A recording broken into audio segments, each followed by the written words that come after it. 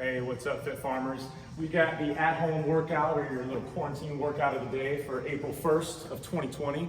We got a little two-parter today for you. So no matter what, you can probably find something to do a little 10 to 15 minute weighted ruck. Most of you guys have a backpack loaded up with as much weight as you feel like is necessary. You can still keep control of walking, but we're gonna note our distance and the weight used for 10 to 15 minutes, whatever you feel like you want to try out. If you want to start with 10 and then move to 15, whatever it needs to be, just note the time, note the distance, note the weight used. All right.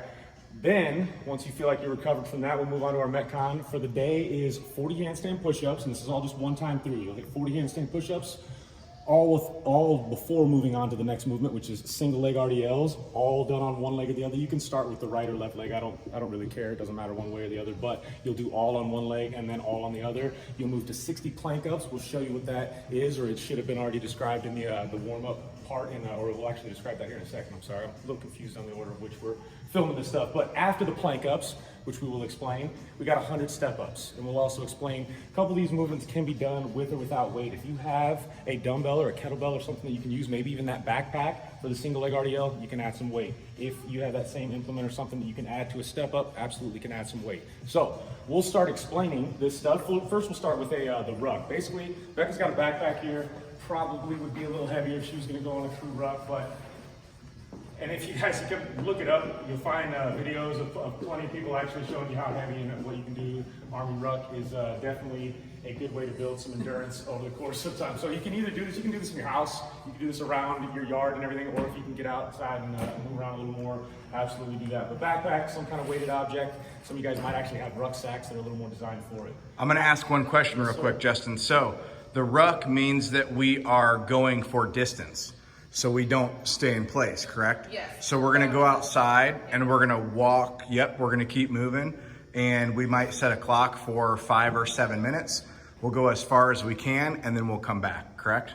Yes. Perfect, so, perfect.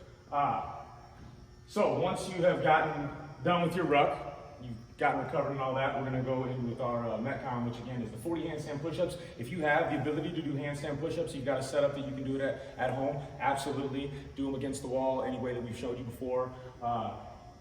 If not, we've already got a box that we're hopefully using, something that we're stepping up to, so we can do a couple of varieties of our piked handstand push-ups.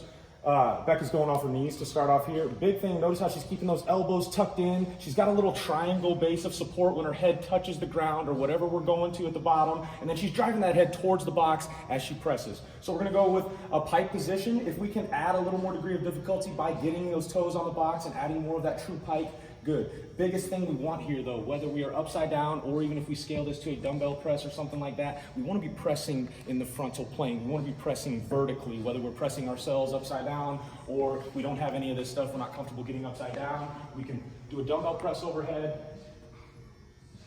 single or double, whatever you have at home. It's kind of, again, we're all working with what we've got. And then I showed it in a little reverse order, maybe just to let some of the blood get out of her head. But you can also do a piked push-up as well. You can get into that position if you don't have a box or something like that. You can still get into this position where she's still pressing. She's going to come down to this good triangle base, drive her head through so that she's got a good position where if you're on the other side, you can see her ears past her upper arms, right? That's a big thing we're looking for when we're pressing overhead, is to show that we are in control and we're not pressing out in front and using the wrong muscles.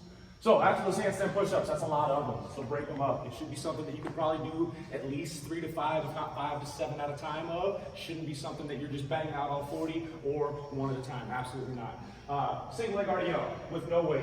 Becca's gonna start on her right leg. She's keeping that back, or that leg straight that's off the ground. And you notice that the bottom of this lift, at the bottom of this move, there's a straight line from heel all the way to shoulder. She's got heel in contact with the ground here. If we could look at what's happening, she is trying to screw that foot into the ground so that she's actually driving her knee to the outside, that leg that's playing on the ground. Don't want your knee caving in. If this is easy enough, you can maintain this position, these points of performance, absolutely, you are more than welcome to add some weight. It could be a backpack, it could be a kettlebell, a dumbbell. Again, a small child works in a lot of cases for this fitness stuff, as long as we're not throwing them around.